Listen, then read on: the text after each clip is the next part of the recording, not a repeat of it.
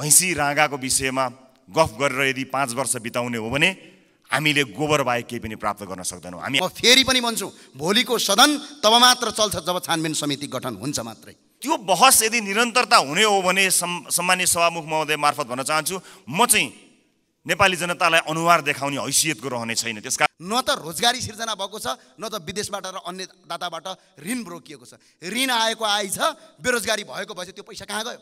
त्यो पैसा भ्रष्टाचार भयो। छानबिन गरौँ, पञ्चायत कालदेखि अहिलेसम्मका सबैको छानबिन गर्ने आयोग बनाऊ, यहीँबाट छानबिन गरौँ, खरबौँ रुपियाँ यहीँबाट उठाउन सकिन्छ। साँच्चै नै यो देशको मुहार फेर्नका लागि यहाँ आएका हौँ भने यो काम गरौँ, होइन आफ्नो र आफ्नाका मुहार फेर्न आएको हो भने यसै गरी चलाउँ, 5 वर्ष बिताउँ, तर हामी चाहिँ अनुहार देखाउन लायकका हुने छैनौँ। मुलुकको पहिचान कसले दिन्छ?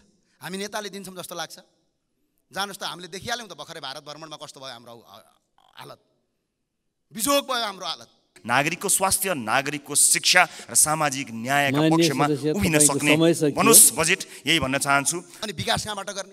14 खर्ब खर्च गर्ने, अनि तपाईँको 12 खर्ब कर उठाउने लक्ष्य लिने, बाँकी 2 खर्ब कहाँबाट ल्याउने? अनि विदेशीबाट ल्याउँदै अनि भयभरका कर्मचारी र जनप्रतिनिधि पाल्दै मुलुक अगाडि बढ्छ। संसारको कहीँ पनि बढ्दैन। सम्माननीय अर्थमन्त्रीज्यू, तपाईँ पढे लेखेको मान्छे हुनुहुन्छ, विद्वान हुनुहुन्छ, तर कर्मचारीले बनाएको बजेटमा सिग्नेचर नगरिदिनु होला। विभिन्न स्रोतहरूको वृद्धि दर फेरि एउटै कसरी हुन्छ? राजस्वका 90 शीर्षकहरूमध्ये 68 वटा शीर्षकहरूबाट प्राप्त हुने राजस्वको वृद्धि दर एउटै कसरी हुन्छ? कृषि र राँगोका कुराकानी गऱ्यौँ भने अन्त्यमा हामीले प्राप्त गर्ने भनेको त्यो गोबर बाहेक केही पनि होइन। बजेट भनेको कस्तो हुनुपर्छ? बजेट भनेको यो कुनै दन्ते कथा होइन, यो कतै गएर कथा पढे जस्तो, कसैले त्यो हाम्रो पश्चिमतिर भन्छ साहित्यर भने जस्तो होइन। बजेट भाषण त एउटा कर्मचारीले लेखिदिने अनि यहाँ आएर प्रस्तुत गर्ने मात्रै भयो। म 2-4 वटा कुरा भन्न चाहन्छु। कृषि प्रधान देश भन्नु बडा गजब लाग्छ मलाई। कृषिमा कति छुटाउनु, के गर्नुभयो?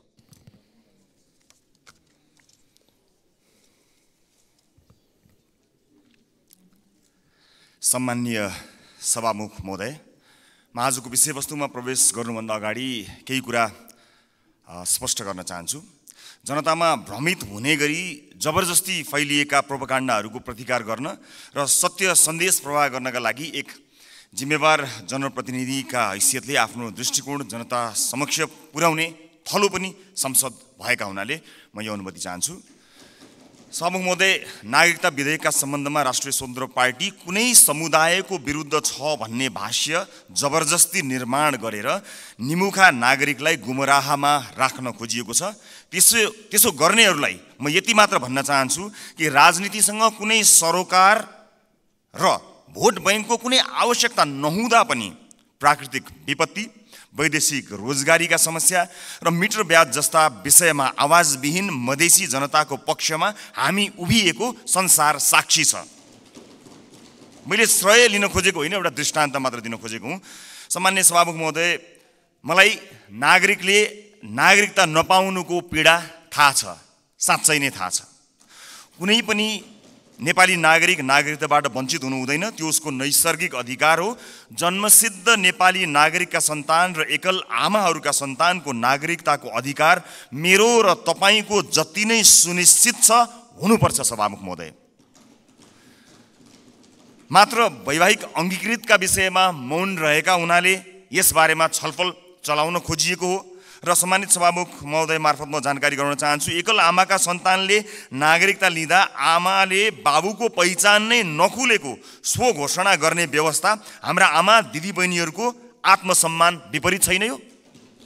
यस्ता प्रश्नहरूको विषयमा पनि सोचौँ भनेको हामीले। विधेयक संसदमा आएको भए हामी छलफल गर्थ्यौँ, स्वामित्व लिन्थ्यौँ, तर जसरी जुन बाटोबाट प्रमाणीकरण भयो जम्मा विपत्ति यतिमा हो सभामुख महोदय। र यदि सदनमा आएर छलफल हुने भएको भए त्यहाँ भएको विभेदका विषयमा पनि हामी कुराकानी गर्थ्यौँ। महिला र पुरुषलाई जुन विभेद गरिएको छ वैवाहिक अङ्गीकृतका विषयमा, त्यसमा पनि हामी हाम्रो धारणा राख्थ्यौँ र दुधको दुध पानीको पानी थाहा हुन्थ्यो कि यो सदनमा आइसकेपछि को के कुराको पक्षमा छन् या विपक्षमा छन् भन्ने कुरा थाहा हुन्थ्यो। त्यसकारणले यो गलत बाटोबाट गएका हुनाले गलत मानिसको पुतला जलाइएको छ भन्ने कुरा म सम्मानित सदन मार्फत जानकारी गराउन चाहन्छु। र अर्को महत्त्वपूर्ण कुरा सम्मानित सभामुख मार्फत भन्न चाहन्छु कि हामीले पार्लियामेन्टको डिग्निटी राख्नलाई कहीँ कतै चुकिरहेका त छैनौँ, यसबारेमा पनि अलिकति ध्यान आकर्षण गराउन चाहन्छु सभामुख महोदय।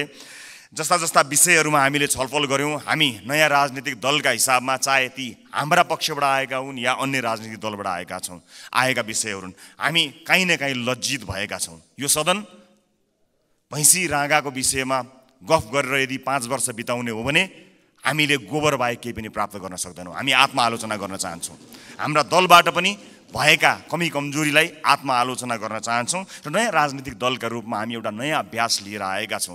हामीले आज बजेटमा कुराकानी गरिरहँदा, राष्ट्रका महत्त्वपूर्ण मुद्दामा कुराकानी गरिरहँदा आम सर्वसाधारणमा संसदबाट गएको सन्देश राम्रो सन्देश गएको छैन। म आफ्नो भागको ब्लेम, आफ्नो भागमा परेको जुन दुःख छ त्यो आफू जिम्मेवार हुन चाहन्छु र आफ्नो राजनीतिक दलका तर्फबाट गत केही दिनहरूमा भएका बहसहरू अलिकति अमर्यादित भएकोमा क्षमा याचना पनि गर्न चाहन्छु।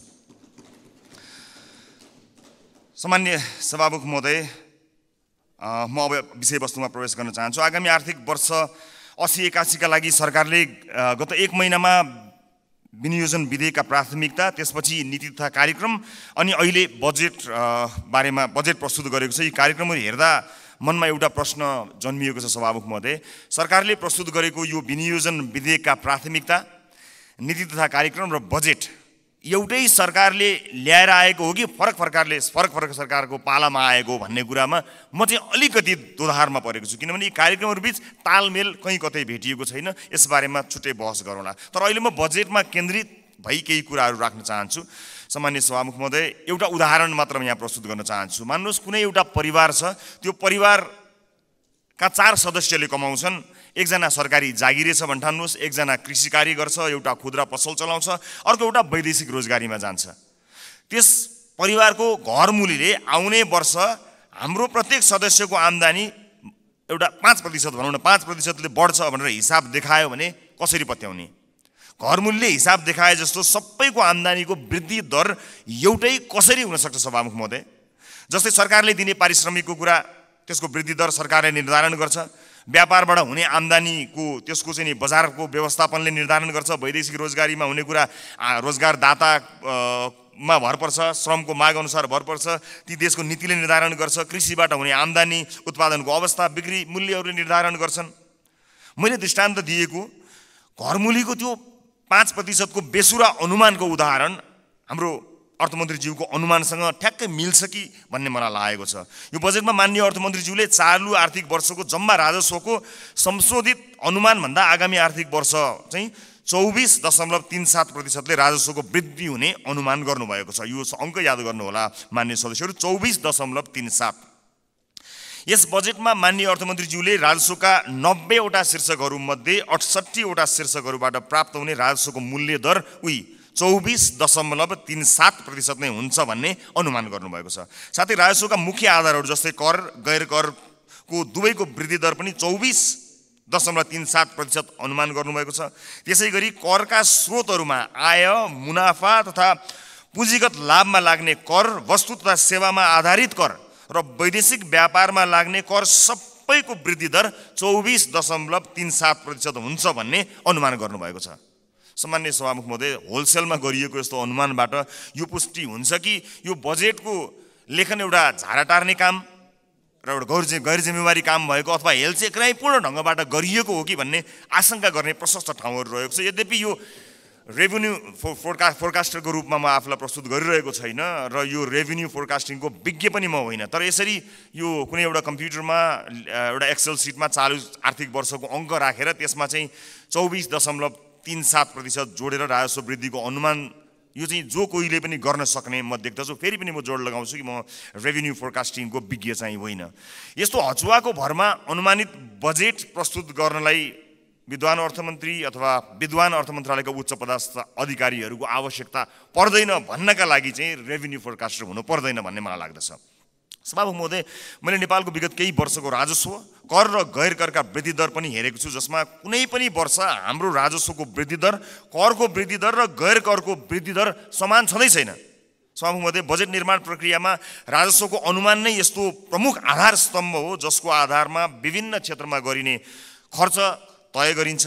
चालु आर्थिक वर्षको प्रक्षेपित राजस्व करिब 14 खर्ब उठ्न नसक्ने भई संशोधित अनुमान करिब 11 खर्बमा झार्नु परेको यो विषम अवस्थामा अर्थमन्त्रीज्यूले आगामी आर्थिक वर्षको बजेट प्रस्तुत गरिरहँदा जम्मा राजस्वको करिब 93% भन्दा बढी उठ्ने अनुमान गरिएको राजस्वका शीर्षकहरूबाट प्राप्त हुने राजस्वको वृद्धि दर एउटै 24.37% हुने अनौठो अनुमानले हामीलाई कहाँ पुर्याउने हो भन्ने एउटा ठूलो प्रश्न खडा भएको छ।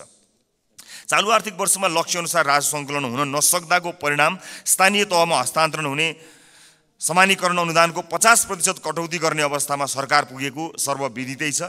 यस्तो हचुवाको भरमा प्रक्षेपण गरिएको राजस्वमा आधारित आगामी वर्षको बजेटले हामीलाई यो मुलुकलाई कहाँ पुर्याउने हो ठूलो प्रश्न खडा भएको छ। राष्ट्रको ढुकुटीमा सङ्कलन हुने अनुमान हचुवाको भरमा भएको बजेटमा आधारित खर्चका कार्यक्रमहरू कसरी विश्वासिला हुन सक्छन्?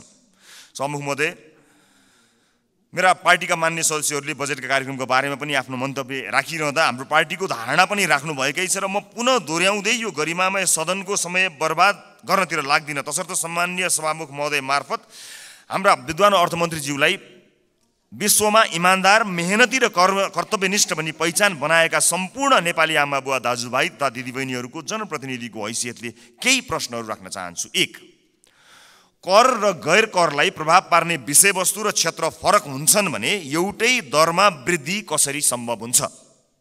2, कुल राजस्व र कर वृद्धिको दर एउटै कसरी हुन्छ? 3, कुल राजस्व र गैर करको वृद्धि एउटै कसरी हुन्छ? 4, अझै उदेक लाग्दो चाहिँ कर र गैर कर जसको आधार र प्रकृति बिल्कुल भिन्न हुन्छ, यिनीहरूको वृद्धि दर कसरी एउटै हुन्छ? मेरो प्रश्न।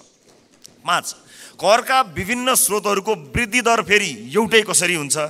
6, राजस्वका 90 शीर्षकहरूमध्ये 68 वटा शीर्षकहरूबाट प्राप्त हुने राजस्वको वृद्धि दर एउटै कसरी हुन्छ? यी प्रश्नहरूले यस्तो हचुवाको भरमा प्रक्षेपित राजस्वको आधारमा खर्च गर्न बजेटमा प्रस्ताव गरिएका विभिन्न कार्यक्रमहरूको बारेमा छलफल र टीका टिप्पणी गर्नुको कुनै औचित्य छ कि छैन भन्ने कुरा खडा गरेको छ। सभामुख महोदय, झोलामा कति पैसा आउँछ भन्ने हचुवाका भरमा गरिएको अनुमानबाट गरिने खर्चका बारेमा छलफल गरेर गरिब जनताबाट सङ्कलन गरिएको राजस्व दुरुपयोग गर्नु कति उपयुक्त हुन्छ, यो पनि एउटा प्रश्न भएको छ। सम्मान्य सभामुख महोदय, अर्थमन्त्रीज्यूले भर्खरै उठाएका प्रश्नहरूका सम्बन्धमा नेपाली जनतालाई स्पष्ट पार्नु हुनेछ भन्ने मैले आशा लिएको छु। यदि यसको स्पष्ट र विश्वास लाग्दो आधार नेपाली जनता सामु आएन भने सत्ता पक्षका माननीय सांसदहरूले यो बजेटलाई कुन नैतिकताले पास गर्नुहुन्छ होला, मैले गम्भीर प्रश्न खडा गरेको छु। सम्मान्य सभामुख महोदय, राष्ट्रिय स्वतन्त्र पार्टी यो सदनमा उपस्थित भइसकेको छ। विगतमा जे भए पनि अब त्यसरी नचलोस्। माननीय अर्थमन्त्रीज्यूले मैले उठाएका प्रश्नहरूको विश्वासिलो आधारसहितको भरपर्दो जवाब दिनु सक्नु भएन भने मलाई आशा छ उहाँ राजस्व अनुमानमा संशोधित प्रस्ताव लिएर आउनुहुनेछ। हामी सृजनात्मक र रचनात्मक प्रतिपक्षको भूमिका निर्वाह गर्दै उहाँको संशोधित बजेटलाई पारित गराउन फेरि अग्रणी भूमिका निर्वाह गर्नेछौँ। सभामुख महोदय, सचेत नेपाली जनताहरूले हेरिरहेका छन्। बहुमतको आधारमा यस्तो हचुवाको भरमा अनुमान गरिएको राजस्वमा आधारित बजेटलाई पास गरेर अघि जाने हो भने यसको जिम्मेवारी पास गर्नुहुने सम्पूर्ण माननीयज्यूहरूले लिनुपर्नेछ। गल्ती हुन सक्छन्, त्यसलाई सच्याएर अघि बढ्नु इमान्दारिता र महानता हो। भएको गल्तीलाई सच्याउन सत्तापक्ष र प्रतिपक्ष नभई हामी कुनै अर्को पक्ष भइराख्नु पर्ने छैन, एकै ठाउँमा उभिन सकिन्छ। यो राष्ट्रले जित्ने कुरा भएको हुनाले परम्पराको नाममा बहुमतले पेलेर जाने मनस्थिति बनाइयो भने त्यसको परिणाम अवश्य पनि यो देशले भोग्नुपर्ने छ, सत्ता पक्ष या विपक्षले भोग्नुपर्ने छैन। त्यसैले मान्य सदस्यहरूले तथ्यमा आधारित भएर आफ्ना विवेक प्रयोग गर्नुहुनेछ भन्ने कुरामा मैले आशा राखेको छु र एउटा आशंका उब्जिएको छ। म सभामुख मार्फत मान्य अर्थमन्त्रीज्यूलाई सोध्न चाहन्छु, स्पष्ट पारिदिनु होला कि यसपटकको विकास बजेट डडेलधुरामा कति पार्नु भएको छ, नुवाकोटमा कति पार्नु भएको छ, गोर्खामा कति पार्नु भएको छ? एउटा गम्भीर प्रश्न खडा भएको छ। सुनिए अनुसार र केही डाटाहरू सार्वजनिक भए भन्दा अगाडै यसको तथ्य जाँच गर्नु अगाडिको आशंकाको प्रश्न हो मेरो। लगभग 40 देखि 50% विकास बजेट डडेलधुरा, नुवाकोट र गोर्खाका लागि छुट्याइएको जानकारी आएको छ। हामी अरूबाट सुन्न चाहदैनौँ। सञ्चार माध्यमका हेडलाइनको तथ्य जाँच हामी गर्दै गरौँला, तर म मान्य अर्थमन्त्रीज्यूबाट यसको जवाफ चाहन्छु। बताइदिनु होला डडेलधुरा, नुवाकोट र गोर्खामा कति बजेट छुट्याइएको छ, अनि मधेसलाई बजेटमा गरिएको विभेदका बारेमा कतिको जानकार हुनुहुन्छ एकपटक बताइदिनु होला।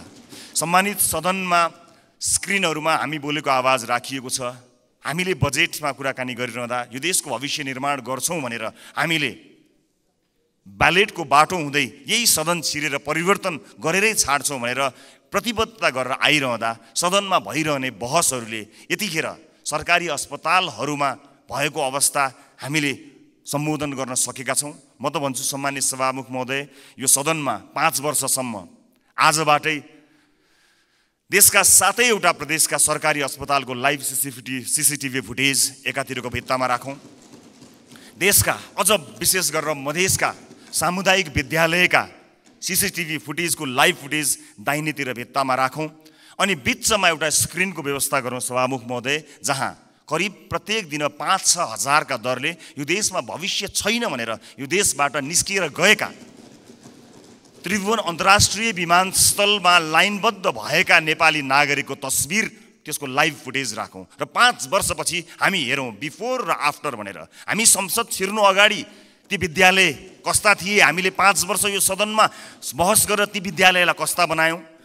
ती अस्पतालहरू विशेष गरेर बालबालिकाको हुने ती नजिकैको कान्ति बाल अस्पताल गए पनि हुन्छ, संसदपछि सबैजना जाउँ। त्यो अस्पताललाई हामीले 5 वर्ष यो सदनमा विभिन्न कसैले असाध्यै नरम बनेर असाध्यै असल ज्ञानी प्राणी बनेर, कसैले हामी जस्ता चर्का आवाजमा बोलेर, जसले जसरी बोले ता भए पनि हामीले गरेको नीति निर्माणले 5 वर्ष अघि र 5 वर्ष पछाडि के फरक पर्यो भन्ने कुरा यो स्क्रिनमा राखौँ र त्यसपछि 5 वर्षपछि आउने सदनलाई त्यो स्क्रिनको अर्को दृश्य हस्तान्तरण गर्ने प्रतिबद्धता व्यक्त गरौँ। यदि यसरी गर्न सक्दैनौँ भने र यसरी रागा भैँसीका भरमा बहसहरू चलाएर अगाडि बढ्ने हो भने नेपाली जनतामा निराशा छाउँछ। सभामुख महोदय, म गम्भीर ध्यान आकर्षण गर्न चाहन्छु। यो सँगसँगै म अर्को एउटा ध्यान आकर्षण पनि गराउन चाहन्छु। हामीले बनाउने कानुनहरूका आधारमा र अझ विशेष गरेर हामीले छुट्याएको प्राथमिकताहरूका आधारमा जनजीविकामा प्रभाव पर्नुपर्ने हुन्छ, हाम्रो जीवनमा प्रभाव पार्ने होइन।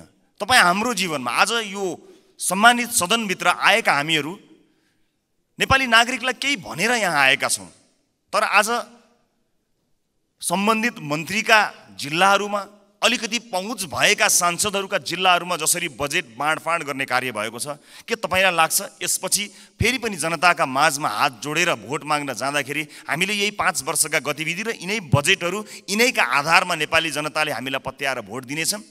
दिने छैनन्। यदि नेपाली जनताले विवेक प्रयोग गरे भने दिने छैनन्। र जुन किसिमको बहस सम्मानित सदनमा केही दिन अगाडि भयो, त्यो बहस यदि निरन्तरता हुने हो भने सम्मान्य सभामुख महोदय मार्फत भन्न चाहन्छु, म चाहिँ नेपाली जनतालाई अनुहार देखाउने हैसियतको रहने छैन। त्यसकारणले यो सदनमा हुने बहस अत्यन्त महत्त्वपूर्ण बनोस्, यहाँ हुने सरसल्लाहहरू महत्त्वपूर्ण बनुन् भन्ने कुराको ध्यान आकर्षण गर्न चाहन्छु र आफ्ना दलका तर्फबाट म यसको प्रतिबद्धता पनि व्यक्त गर्न चाहन्छु।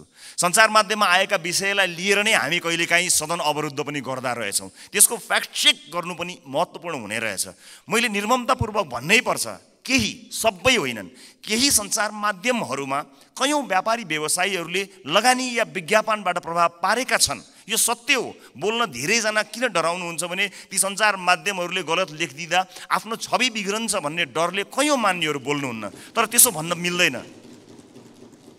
त्यसैमा आएको समाचारले संसदमा हङ्गामा मचाइरहँदाखेरि त्यो जसले समाचारलाई प्रभावित पार्न खोज्यो कुनै व्यापारी, उसले कति रमाइलो मान्दो हो। यो सदन कुनै एउटा हेडलाइनमा उचालिने ठाउँ होइन, त्यसको वास्तविकता जाँच गर्नुपर्छ, त्यसलाई परख्नुपर्छ अनि त्यसपछि आवश्यक भए मात्र सदन घेरिनुपर्छ, सदनमा हो हल्ला गर्नुपर्छ। यो मैले आफैलाई बढी प्राथमिकता दिएर भनेको, मैले कुनै दललाई भनेको होइन। हाम्रो दल पनि यसमा सहभागी छ। त्यसकारणले हामी केही नयाँ गरौँ भनेर आएका दलहरू हामी पुरानै शैलीमा गयौँ र हामी पनि त्यही रोगमा लाग्यौँ भने मैले अघि भने जस्तै हामीले प्राप्त गर्ने भनेको यी गाई र भैँसीका अथवा भैँसी र रागोका कुराकानी गऱ्यौँ भने अन्त्यमा हामीले प्राप्त गर्ने भनेको त्यो गोबर बाहेक केही पनि होइन। मैले सम्मानित सदनलाई यो कुरा जानकारी गराउनै पर्नेछ। सम्मानित सभामुख महोदय, यस सदनमा हामीले नेपाली जनताका लागि नीतिहरू बनाइरहँदा र विशेष गरेर बजेटमा प्राथमिकताहरू छुट्याइरहँदा हामीले छुट्याएको प्राथमिकताले आम नागरिकको जीवनलाई छुन सकेनछ भने, आम नागरिकको दैनिकीलाई प्रभाव पार्न सकेन भने हाम्रो लागि त्यो दुर्भाग्यको विषय हुन्छ। सरकारले विदेशमा रहेका नागरिकका लागि पनि अब भोटिङ राइट्स दिने, विदेशमा रहेका नेपाली नागरिकले पनि भोट हाल्न पाउने अधिकारको सुनिश्चितता गर्ने भनेर भन्यो। तर कहाँ छुट्याउनु भयो अर्थमन्त्रीज्यू बजेट? त्यसका लागि लगत सङ्कलन गर्न जानु पर्ला, निर्वाचन आयोग विदेशमा रहेका नेपालीहरूको बारेमा जानकारी लिन जानुपर्छ। त्यसका लागि कहाँ कतै मैले बजेटमा कतै मैले देखिनँ कि, मलाई क्षमा गर्नुहोला, तर त्यसलाई तपाईँले भन्नलाई त भनिदिनु भयो होला, तर प्राथमिकतामा राख्नु भएन। हामी फेरि पनि भन्न चाहन्छौँ, यो देशमा भविष्य नदेखेर विभिन्न कुरीतिका कारणले, हामीले भोग्नु परेका व्यथितिका कारणले मुलुकमै केही गरी खाउँ भन्ने अवसर नपाएर बाध्य भएर विदेश बसेका नेपालीहरूले आफ्नो देशको भविष्य छान्न पाउनुपर्छ, भोट हाल्न पाउनुपर्छ। त्यसलाई प्राथमिकताका साथ राखियोस्। म माननीय अर्थमन्त्रीज्यूलाई विदेशमा रहेका नेपालीहरूले मतदान गर्न पाउने अधिकारको सुनिश्चितताका लागि कति बजेट छुट्याउनु भएको छ, के व्यवस्था गर्नुभएको छ, म त्यसको लागि पनि जवाफ चाहन्छु। र जिल्ला निर्वाचन कार्यालयहरू खारेज गर्ने जस्तो निर्णय, गलत निर्णय सच्याइयोस् भन्ने कुरा पनि म भन्न चाहन्छु। किनभने संवैधानिक निकायहरूलाई हामीले त्यसका काम कारबाहीहरूलाई यदि ध्यान दिएनौँ, तिनको स्वच्छतामा हामीले प्रश्न खडा गरेनौँ र त्यसलाई सरकारका मार्फत या कुनै मन्त्रालयका मार्फत ल्याएर राखिदियौँ भने त्यो साँच्चै नै दुर्भाग्यपूर्ण हुनेछ। त्यसकारणले यसलाई पनि पुनर्विचार गरियोस्। खर्च कटौतीका नाममा हरेक विषयलाई त्यसको गम्भीरता, त्यसको महत्त्व नबुझिकन गरियो भने त्यो साँच्चै नै दुःखद हुनेछ। म सम्मानीय सभामुख मार्फत यो ध्यान आकर्षण गर्न चाहन्छु। र अहिले बजारमा देखिएको वित्तीय सङ्कट, आम नागरिकले भोगेको वित्तीय सङ्कटलाई सम्बोधन गर्ने र त्यसमा उत्साह छर्ने किसिमका कुनै पनि कार्यक्रमहरू हामीले देख्न सकेनौँ। आज एकपछि अर्को सटरहरू बन्द भएका छन्। आज कयौँ व्यापारी व्यवसायीहरू बैंकको चर्को ब्याज तिर्न नसकेर कयौँ व्यापारी व्यवसायीहरू आत्महत्या गर्ने अवस्थासम्म पुगेका छन्। मेरै निर्वाचन क्षेत्रमा शङ्कर कणेलले आत्महत्या गर्नुभयो र उहाँको सुसाइड नोटमा लेखिएका कुराहरू गम्भीर छन्। यस्ता धेरै समस्याहरू देखिएका छन्। आज प्रत्येक 3वटा सटरमा एउटा सटर बन्द भएको अवस्था छ। आज सहकारीहरूका कारणले गर्दाखेरि जुन किसिमको बिल्लीबाट मानिसहरूको भएको छ, त्यसलाई सरकारले गम्भीरतापूर्वक सम्बोधन नगर्ने भयो भने धेरै मानिसहरू सडकमा आउन बाध्य भएका हुन्छन् र बेवस भएर यो मुलुक छोडेर विदेशमा रोजगारीका लागि जानुपर्ने अवस्था सिर्जना हुन्छ। अनि विदेशमा रोजगारीका लागि जानु पर्दाखेरि विदेशमा भएका हाम्रा राजदूतावासहरूको संयन्त्रले लाखौँको सङ्ख्यामा भएका नेपाली नागरिकहरूलाई सम्बोधन गर्नै सक्दैन। यहाँ केही गरौँ भन्दा गर्न पाएका छैनन्। देशै छोडेर जाँदा परदेशमा पनि दुःख पाएर बसेका छन्। मुलुकको समाजको वास्तविक समस्यासँग हाम्रो नीति, हाम्रो बजेट, हाम्रो कार्यक्रम कसरी अलग हुन सक्छ? सभामुख महोदय, समाजको चरित्रभन्दा, समाजले भोगेको पीडाभन्दा हामीले यहाँ गर्ने डिस्कसन, तपाईँ हामीले गर्ने संवाद कसरी फरक हुन सक्छ? सभामुख महोदय, समाजले भोगेको पीडालाई मलम लगाउन नसक्ने गरी हामीले गर्ने संवादको के अर्थ हुन्छ? सभामुख महोदय, त्यसकारणले म विनम्रतापूर्वक अनुरोध गर्न चाहन्छु सभामुख महोदय मार्फत कि नेपाली जनताको पीडालाई, नेपाली जनताले आज भोगेका समस्याहरूलाई त्यसलाई महसुस गरेर, त्यसलाई लिपिबद्ध गरेर हामीले बजेटमा ध्यान दिनुपर्छ। र अन्त्यमा आगामी वर्षका लागि हामीले यसो गर्न सक्छौँ कि सानो एउटा सुझावसहित म बिदा माग्छु। बजेट बन्नुभन्दा 4-5 महिना अगाडि हरेक राजनीतिक दलका अझ विषयविज्ञहरू छन् भने उनीहरूलाई सहभागी गराएर प्राथमिकताका क्षेत्रहरू छुट्याउँ। कुनै पनि राजनीतिक दलले भोट माग्दाखेरि शिक्षा गुणस्तरीय र स्वास्थ्य आम नागरिकको पहुँचमा भनेर हामीले भोट मागेका हौँ नि। हाम्रो घोषणापत्रमा, हाम्रा वाचापत्रमा बाकाइदा लेखिएको छ नि। नेपालको संविधानले पनि त्यो अधिकारलाई सुरक्षित गरेको छ नि। भनेपछि के सत्तापक्ष के विपक्ष कसैको विमति होला र? हामीले कस्तो शिक्षा नीति बनाउने? आउनुहोस् सबै राजनीतिक दलका साथीहरू एक ठाउँमा उभियौँ र एउटा साझा शिक्षा नीति सरकारलाई हामीले रेकमेन्ड गरौँ। किनकि तपाईँले भोट माग्दा पनि नेपाली जनतालाई राम्रो शिक्षा दिन्छु भन्नुभएको हो, मैले भोट माग्दा पनि नेपाली जनतालाई राम्रो शिक्षा दिन्छु भनेको हुँ। अनि यहाँ राजनीति कसरी भयो? तपाईँको जिल्लाका बाटोहरूमा भोट हालेपछि अब तपाईँ यहाँ कुनै नेताको जिल्ला अथवा गाउँठाउँमा बाटो पुर्याएर भोट माग्ने दिनको त अब अन्त्य गर्नुपर्छ हजुर। सिङ्गो देशलाई हेर्नुपर्छ। अब त त्यसरी चल्दैन बाँडेर। यो नागरिकको स्वास्थ्यका लागि आवश्यक पर्ने हेल्थ केयर बिल कस्तो हुनुपर्छ? सबै राजनीतिक दलका 101 छानेर एक ठाउँमा बसौँ बजेट बन्नुभन्दा करिब 4-5 महिना अगाडि र हामी साझा अवधारणा बनाऊ र त्यसमा एउटा कमन कमिटमेन्ट गरौँ। त्यसलाई सरकारको शिक्षा नीति बनाऊ। कोही विपक्षमा हुने छैनन्, किनकि सबैको अपनत्व हुनेछ। त्यसै गरी स्वास्थ्यका विषयमा कुराकानी गरौँ, अफोर्डेबल हेल्थ केयरका बारेमा हामी कुराकानी गरौँ र सबै दलका माननीयहरू अझ विषय विज्ञहरूलाई राखेर र आवश्यक परे नागरिक समाजबाट पनि विषयमा विज्ञता हासिल गरेका मानिसहरूलाई ल्याएर यो देशको स्वास्थ्य नीति कस्तो हुन्छ भन्ने कुरामा बहस गरौँ। 5 महिना अगाडि बहस गरौँ र त्यस बहसबाट निस्किएको निष्कर्ष, चाहे त्यो मुखमा त्यो निष्कर्ष निस्किएको भोलिपल्ट सरकार ढलोस्, जसुकैको सरकार बनोस्, सत्ता पक्ष प्रतिपक्ष बनोस्, प्रतिपक्ष सत्ता पक्ष बनोस्, तर त्यो नीति फेल हुनु भएन। यदि नेपाली जनतालाई हामीले हृदयमा राखेका हौँ, साँच्चै नै यो देशको मुहार फेर्नका लागि यहाँ आएका हौँ भने यो काम गरौँ, होइन आफ्नो र आफ्नाका मुहार फेर्न आएको हो भने यसै गरी चलाउँ, 5 वर्ष बिताउँ, तर हामी चाहिँ अनुहार देखाउन लायकका हुने छैनौँ। देशको मुहार जस्ताको तस्तै, तर राजनीतिज्ञको मुहार कति धेरै चम्किलो भएको छ हेर्नुहोस् त। किनकि हामीले जनताका मुद्दालाई चुनावका बेलामा मात्र सम्झ्यौँ, चुनाव पछाडि बिर्स्यौँ। म सम्पूर्ण माननीय सदस्यहरूलाई, सत्ता पक्ष प्रतिपक्ष जहाँ रहनु भएको छ, म सबैलाई विनम्रतापूर्वक अनुरोध गर्न चाहन्छु। नागरिकता विधेयकमा पनि हामीले भन्न खोजेको त्यही हो, ओनरसिप यहाँ छलफल हुन पाएको भए सम्भवतः त्यसमा भएका बुँदाहरूमा अथवा छुटेका विषयहरूमा छलफल गर्न सकिन्थ्यो। यहाँ भएका कुनै पनि दलका मान्य सदस्यहरूले नेपाली नागरिकले नागरिकताबाट वञ्चित हुन परोस् भन्ने कुरामा मत हाल्नै सक्नुहुन्न। कसले सक्नुहुन्छ र? विमति कसैको पनि हुने छैनन्। तर सबैले अपनत्व महसुस गरी सही ढङ्ग र सही बाटोमा आएको भए अहिले सम्भवतः सम्मानित अदालतमा गएर त्यो अड्किने थिएन। अनि त्यसको दोष केही दलहरूले लिनु परेको छ, वास्तवमा होइन। नेपाली नागरिकले नागरिकता प्राप्त गर्नुपर्छ भन्ने कुराको विरोधमा, त्यसको विपक्षमा कोही पनि नेपाली हुनै सक्दैन। तर त्यसभित्रको अन्तर्वस्तुमा पछिसम्मलाई सोचेर संवेदनशील विषयहरूमा यो सदन जहाँ नयाँ माननीयहरू र नयाँ राजनीतिक दलका रूपमा हामी पनि आएका छौँ, हामी पनि यसमा सहभागी हुन चाहन्छौँ अनि हामी पनि यो छलफलमा सहभागी हुन चाहन्छौँ, अन्तर्वस्तुमा कुराकानी गर्न चाहन्छौँ र त्यो विधेयकले छुटाएका तर महत्त्वपूर्ण विषयमा हामी योगदान दिन चाहन्छौँ र इतिहासलाई त्यो दस्तावेजमा हामी पनि सही साक्षी हौँ भनेर भन्न चाहन्छौँ।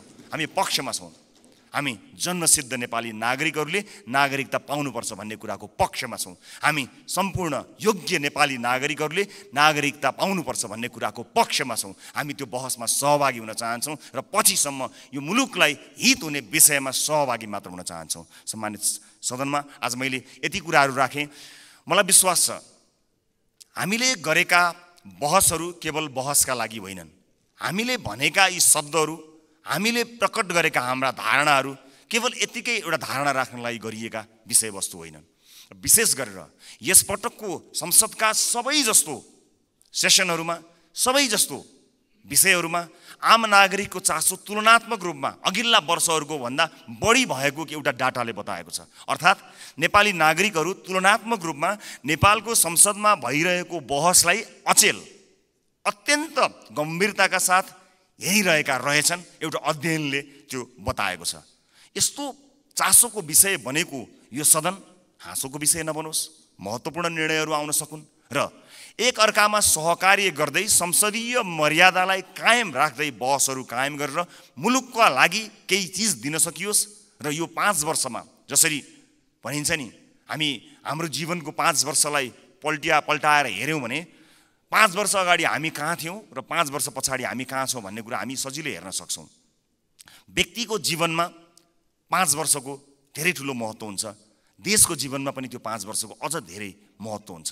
त्यसकारणले हामी यो सदनको जब अन्तिम दिनमा यहाँ बोल्नेछौँ, अघि मैले भने जस्तै हामीले विशेष गरेर देशको टड्कारो समस्यामा रहेका नागरिकको स्वास्थ्यमा यो 5 वर्ष सदनभित्र आएर हामीले के गर्यौँ त्यो भन्न पाइयोस्। त्यसपछि निर्वाचित हुने मान्यज्यूहरूलाई बुझाउन पाइयोस् हामीले यो देशका लागि यति गर्न सक्यौँ, बाँकी तपाईँको जिम्मा भन्न सकियोस्। अघिल्लो सदनले हामीलाई के बुझायो?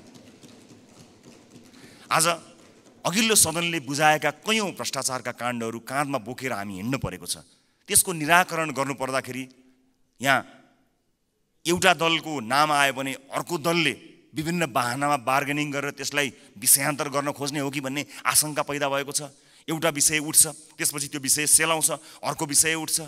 कता कता आशंका पैदा भएको छ। मैले भनेको थिएँ कि कहीँ पुराना राजनीतिक दलहरू एक अर्काको पोल खुल्ला भनेर आत्तिएका त छैनन्, विषयान्तर गर्न लागिरहेका त छैनन्। हामीलाई डर भएको छ। नेपाली जनताले नयाँ म्यान्डेट दिएर पठाएको राजनीतिक दलका रूपमा हामी पुराना माननीयज्यूहरूबाट सिक्न चाहन्छौँ, बुझ्न चाहन्छौँ। तपाईँको राजनीतिक लडाइँ र तपाईँको राजनीतिक इतिहासको मानमर्दन गर्ने हाम्रो ध्येय कहीँ पनि छैन। कुन सङ्घर्षले तपाईँले आज यो दिन ल्याउनु भएको छ?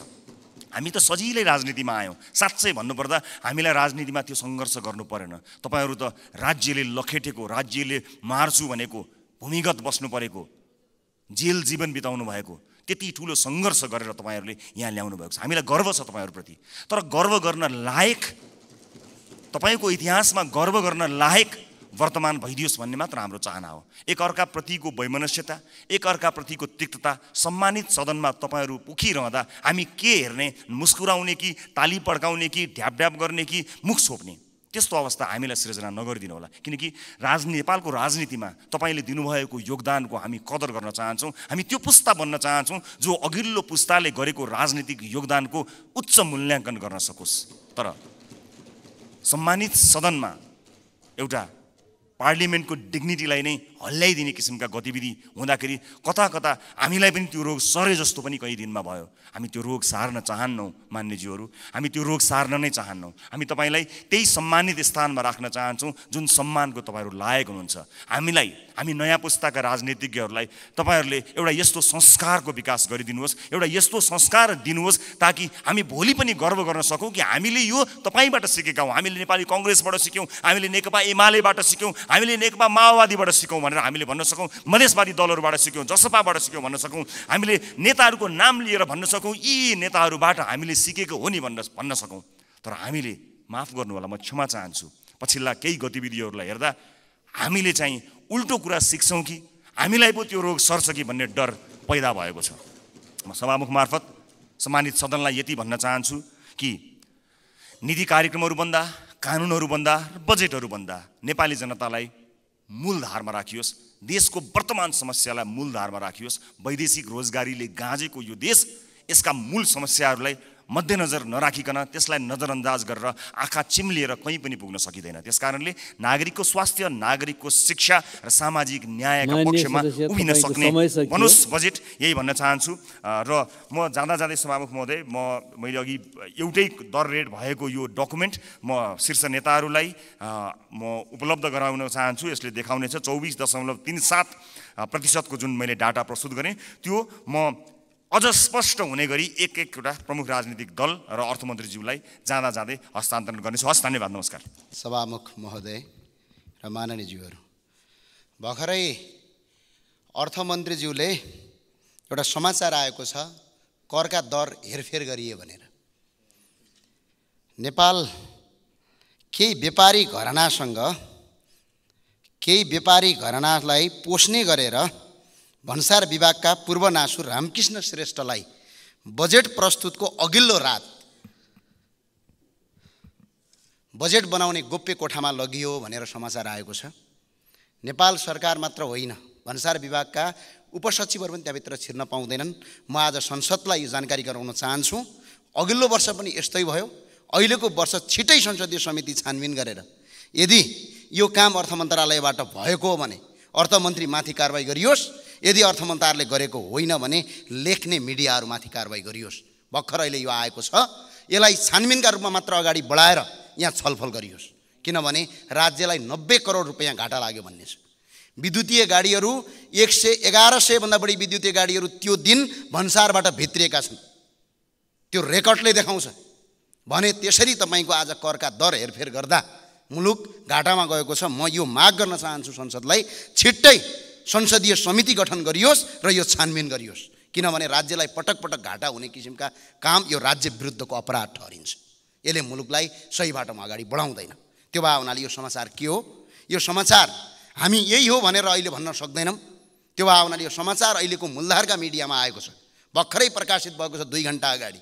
यदि यो समाचार गलत हो भने सम्बन्धित लेख्ने मान्छेलाई कानुनी कारबाही गरियोस्। यदि समाचार सत्य हो भने छानबिन समिति गरेर यसको गठन गरियोस्। किनभने यो अति संवेदनशील कुरा हो, यो सामान्य कुरा होइन। हाम्रो देशमा त अब कसरी लिन्छ, नेपालको संविधानले पनि, हाम्रो संविधानले पनि यसलाई छोड्छ जस्तो लाग्दैन, तर अन्य देशहरूमा यसलाई अपराधका रूपमा ठहरिन्छ। म एउटा सानो तपाईँलाई उदाहरण दिन चाहन्छु। तत्कालीन बेलायतका अर्थमन्त्रीज्यूले एउटा सङ्केतिक भाषामा बोल्नुभएछ, जति चुरोट खानुहुन्छ खानुहोस्, आज भोलिबाट त खाना पाउनुहुन्न भन्नुभएछ। तर भोलिबाट चुरोटको कर दर रेट बढेछ र त्यसभन्दा पछाडि त्यो चुरोटको जनले अर्थमन्त्रीले जुन सङ्केतिक भाषामा बोले उहाँले राजीनामा दिनुपर्ने अवस्था आयो। संसारभरि यसका थुप्रै प्र्याक्टिसहरू छन्, त्यो भए हुनाले यो विषयवस्तु भर्खरै आएको छ, अनलाइन खबरले भर्खरै छापेको छ।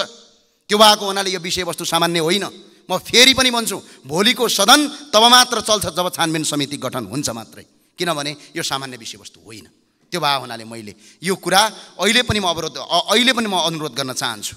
अब यसमा छलफलका विषय धेरै छन्, मैले बोल्नुपर्ने पनि धेरै कारण छन्, धेरै कुराहरू छन्, तर यो विषयलाई छानबिनको माग गर्छौँ र संसदमा भएका जति पनि दलहरूले र सरकार पक्षले र प्रतिपक्षले पनि यो कुरालाई छानबिनका रूपमा ल्याउनुपर्छ, किनभने यो सामान्य विषयवस्तु होइन। मैले यसलाई पटक पटक भनिरहनु पर्ने त्यति उचित ठान्दिनँ। त्यो भए हुनाले आज अब अहिले संसद चलिरहेको छ, भोलि संसदीय समिति या छानबिन समिति गठन गरेपछि मात्रै संसदका नियमित काम कर्तव्यहरू अगाडि बढाइयोस्। किनभने आज यो देशलाई गलत कुरा हो या होइन भन्ने कुरा किन छापियो? यदि गलत कुरा होइन भने हो भनेपछि तपाईँको यसको समितिको छानबिन हुनुपर्छ भन्ने मलाई लाग्छ। र यसका लागि म सम्माननीय नेपाल सरकारका सम्माननीय सभामुख महोदय मार्फत यो कुरा अगाडि गराउन चाहन्छु। र साथसाथै अहिलेको जुन अर्थको बजेट आएको छ, बजेट बन्ने कस्तो चिज हो यो? हामी त अचम्ममा परेका छौँ। मैले अहिलेका अर्थमन्त्रीज्यूलाई इङ्कित गरेको होइन, हरेक वर्षको बजेट हेर्छौँ, यस्तै यस्तै कर्मचारीले लेखिदिने, यहाँ ल्याएर फोटोकपी गर्ने, भ्याट यहाँ पारित गरिदिने। बजेट भनेको कस्तो हुनुपर्छ? बजेट भनेको यो कुनै दन्ते कथा होइन, यो कतै गएर कथा पढे जस्तो, कसैले त्यो हाम्रो पश्चिमतिर भन्छ साहित्य भने जस्तो होइन। यसले जनताका दैनिक जीवनसँग जोड्न सक्नुपर्छ। जनताका दैनिक जीवन। आज यो बजेट भाषणमा के कुरा समेटिनुपर्छ भने, आज जानुस् त एकछिन टिचिङ अस्पतालमा 6 महिना पछाडि पालो आउँछ, यसलाई सुशासन कसरी गर्ने, यो बजेटभित्र छोड्ने कि नछोड्ने। विज्ञान तथा प्रविधि मन्त्रालयमा खरबमा बजेट छ, तर एउटा रकेट बनाएर तपाईँको अमेरिकामा तपाईँ परीक्षण गर्छु हजुर भनेर शिक्षा मन्त्रालयमा लाइन लागेर इन्जिनियरहरू, तपाईँको त्यहाँको वैज्ञानिकहरू कुर्दासम्म तपाईँको भित्र छिर्न दिइँदैन। यो नीति कसले बनाउने? आज नागरिकले न्याय पाएका छैनन्, त्यो न्यायको नीति कसले बनाउने?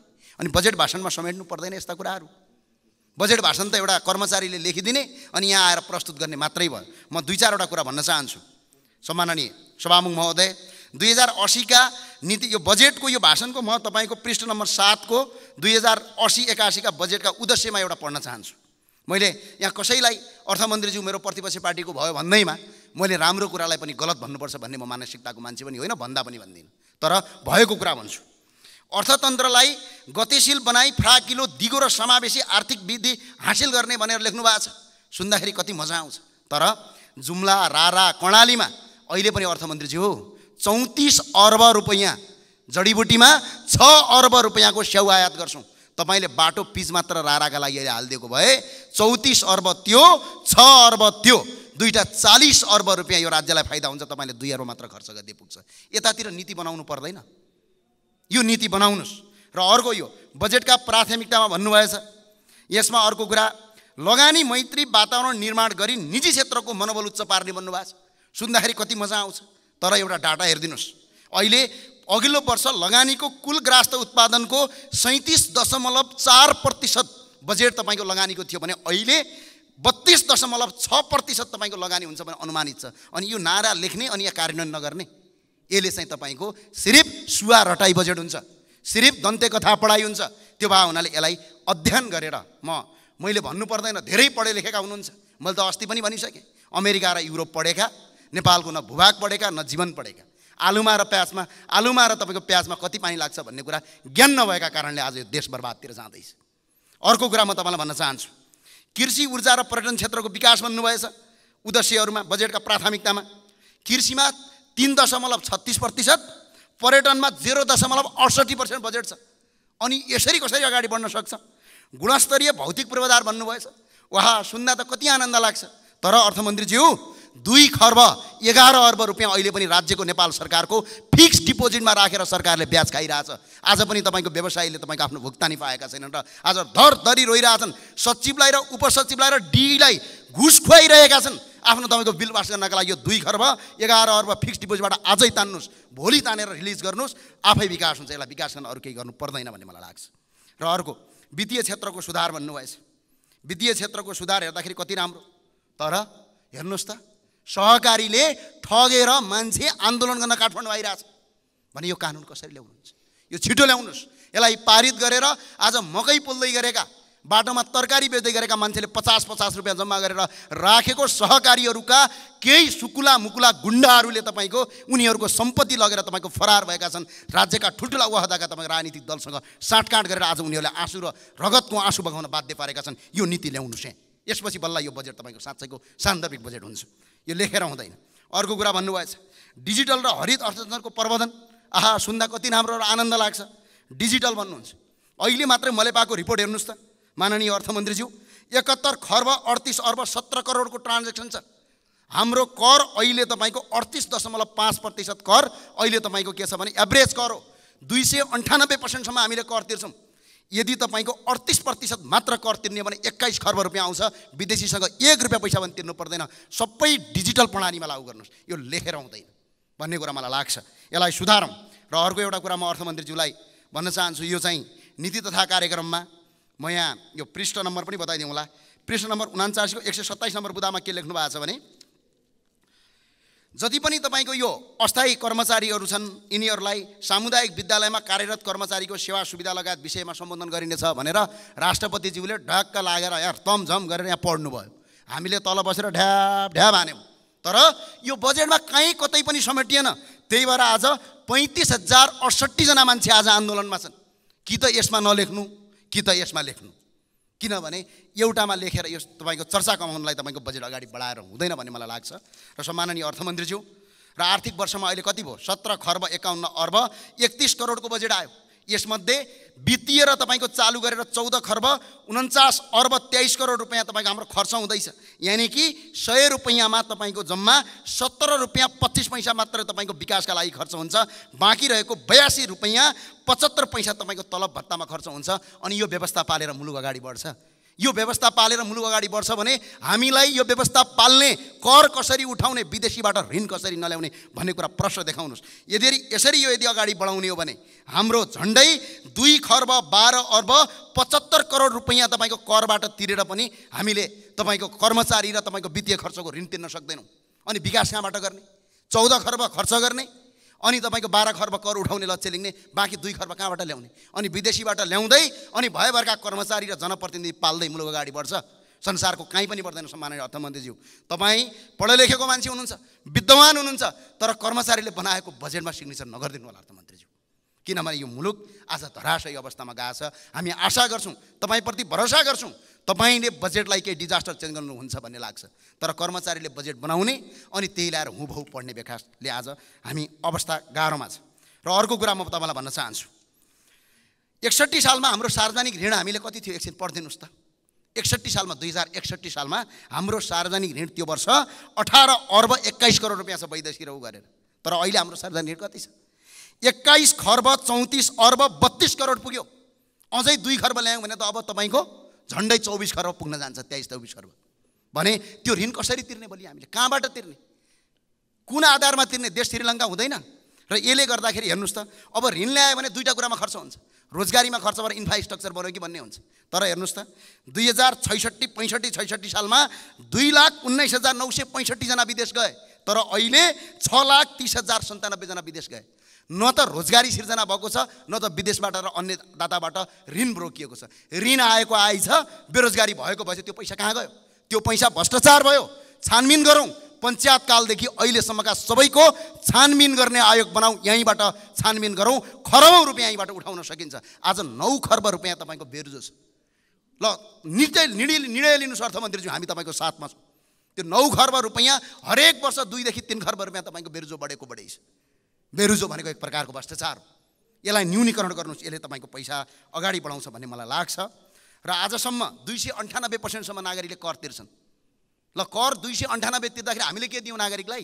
प्रहरी कार्यालयमा गएर दण्ड हान्छ। सिडिओ हाकिम भएर बसेका छन्। जनताले कर तिरेपछि जनता मालिक होइन, जनतालाई शिक्षा दियौँ, स्वास्थ्य दियौँ, रोजगारी दियौँ, बत्ती दियौँ, पानी दियौँ, रोड दियौँ, केही दिएका छौँ? जनताले कर तिरेपछि सुविधा लिनु पर्दैन? आज तपाईँले कुनै पसलमा गएर 100 रुपियाँको चाउचाउ चाहियो भनेपछि 100 रुपियाँ तपाईँलाई दिएपछि कि त 100 रुपियाँ फिर्ता गर्नु पर्यो कि त चाउचाउ दिनु पर्यो। आज जनताले अरबौँ रुपियाँ हामीलाई करोडौँ रुपियाँ कर तिर्दाखेरि जनताले सुविधा पाउनु पर्दैन? करका दर रेट बढाउने होइन, सुविधा बढाउनुहोस्। जनतालाई कर तिर्नका लागि प्रहरीको डन्डा चाहिँदैन, जनताले आफै कर तिर्छन्। आज अमेरिका, युरोप र दक्षिण एसियाको सबभन्दा बढी कर नेपालमा छ। तर आज स्वास्थ्य उपचार नपाएर प्राइभेट अस्पतालमा जानु परेको छ। यहीँ भएका नेताहरूले अस्पताल र तपाईँको विद्यालयको व्यापार गर्छन्। यो व्यापार बन्द गर्ने नीति ल्याउनुहोस् न। कुनै पनि सांसदले हस्पिटल र स्कुल खोल्न पाउँदैन भन्ने नीति ल्याउनुहोस्। त्यो नीति ल्याएपछि बल्ल तपाईँको निःशुल्क गर्न सकिन्छ भन्ने मलाई लाग्छ। अब कृषि प्रधान देश भन्नुभयो, बडा गजब लाग्छ मलाई। कृषिमा कति छुटाउनु, के गर्नुभयो? आज 4 खर्ब रुपैयाँको हामीले कृषिको सामग्री आयात गर्छौँ। एउटा नीति बनाइदिनुहोस् न, कसले सिकाएको छ? हामी तपाईँकै साथमा छौँ सबै। एउटा नीति बनाउनुहोस् त। भारत र अन्य मुलुकबाट आउने हरियोजन्य तरकारी, केरा, स्याउ, आरु, ओखर लगायतका वस्तुहरू नेपालमा उत्पादन हुन्छन्, एक पनि तपाईँको छिर्न दिँदैन नीति बनाउनुहोस्। 4 खर्ब रुपियाँ यहीँ हुन्छ, यहीँ किसानले रोजगारी पाउँछन् र मुलुक कायापलट गर्न सकिन्छ। जडीबुटी भारत गइराखेको छ। मुलुकको पहिचान के हुन्? हाम्रो देशको तपाईँको सम्पत्ति के हो? धेरैलाई त सम्पत्ति तपाईँको टाटा कम्पनीका गाडी हुन् कि जस्तो लाग्दो रहेछ। हाम्रो देशको सम्पत्ति पर्यटन हो, कृषि हो, जलविद्युत हो। कृषिमा केही छैन, पर्यटनमा केही छैन। विश्वको वैदिक सनातन सहित र हिन्दू र बुद्धको देश हो।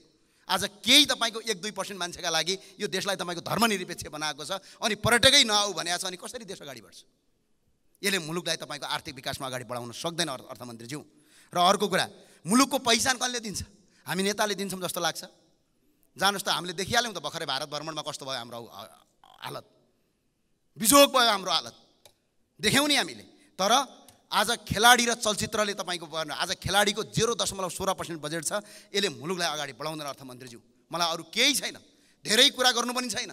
यो तपाईँको दन्ते कथा जस्तो, किताब पढे जस्तो बजेट नल्याइदिनुहोस्। यो बजेट के फरक भयो त तपाईँ र अरू अर्थमन्त्रीमा? फरक पारिदिनुहोस्, अरू र हजुरमा फरक पारिदिनुहोस्। र आयो, अब यसलाई तपाईँको के गर्न सकिन्छ? अब आउने उपरान्त यस्तो नहोस् र विकासका रूपमा अगाडि बढोस्। र अहिले जाँदै भन्छु, छानबिन समिति भोलि नै होस्, होइन भने संसदको नियमित कार्यक्रमहरू अगाडि बढ्न धेरै अप्ठ्यारो पर्छ। किनभने पटक राज्यप्रति यस्तो गर्नु हुँदैन। हस्, धन्यवाद। जय राष्ट्रवाद।